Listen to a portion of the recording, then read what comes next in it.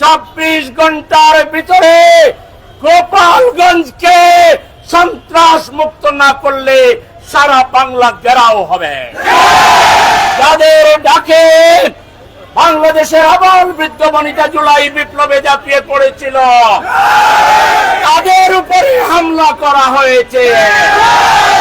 এই হামলা বাংলাদেশের উপরে হামলা, এই বাংলা গণতন্ত্রের উপরে হামলা।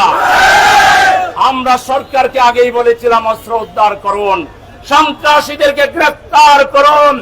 এখন তো বুঝতে পারলেন 24 ঘন্টার ভিতরে গোপালগঞ্জকে সন্ত্রাস মুক্ত না করলে সারা বাংলা ঘেরাও হবে। আমরা 24 ঘন্টার অতিরিক্ত 24 সেকেন্ডও দেখতে চাই না। আমাদের দেশপ্রেমিক সশস্ত্র বাহিনী, সেনাবাহিনী মাঠে আছে। গোপালগঞ্জকে জনতা সব ঘেরাও করে ফ্যাসিবাদ আর মুজিববাদের কবর রচনা করো। এরা কোন মানুষ নয়, এরা হিংস্র জানোয়ার।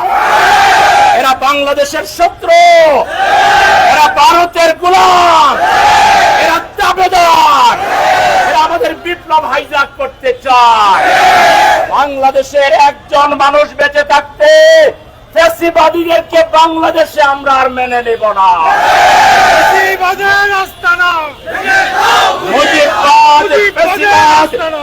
মুজিববাদ, ফ্যাসিবাদ দুইটি হলো মুর্দাবাদ।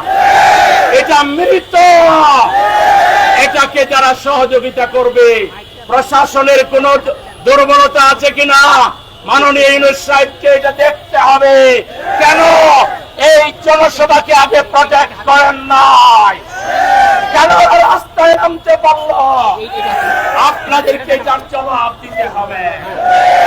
আমরা আমাদের তরুণ নেতাদের নিরাপত্তা চাই। একটা তরুণ নেতার গায়ে যদি কোনো আঁচড় লাগে, বাংলাদেশের কোটি জনতা রুখে দাঁড়াবে। সংগ্রামী ভাইরা আমার, আমরা আগামী 19 তারিখে এই সন্ত্রাসের বিরুদ্ধে, ফ্যাসিবাদের বিরুদ্ধে, মুজিববাদের বিরুদ্ধে লড়াইয়ের অংশ হিসাবে আগামী 19 তারিখে সরহদ উদ্যানে আমির জামাত ডাক্তার শফিকুর রহমান জাতীয় সমাবেশ আহ্বান করেছেন। এই সমাবেশে মিরপুরবাসীকে, কাকরোলবাসীকে, ঢাকাবাসীকে দলে দলে যোগদান করার উদাত্ত আহ্বান জানিয়ে আমরা সরকারকে আবারও সতর্ক করছি, পরিস্থিতি নাগালের বাইরে যাওয়ার আগে ব্লকেট দিয়ে গোপালগঞ্জ থেকে একটা একটা ছাত্রলীগ, যুবলীগ, আওয়ামী লীগকে ধরে এদেরকে উপযুক্ত শাস্তির ব্যবস্থা করো।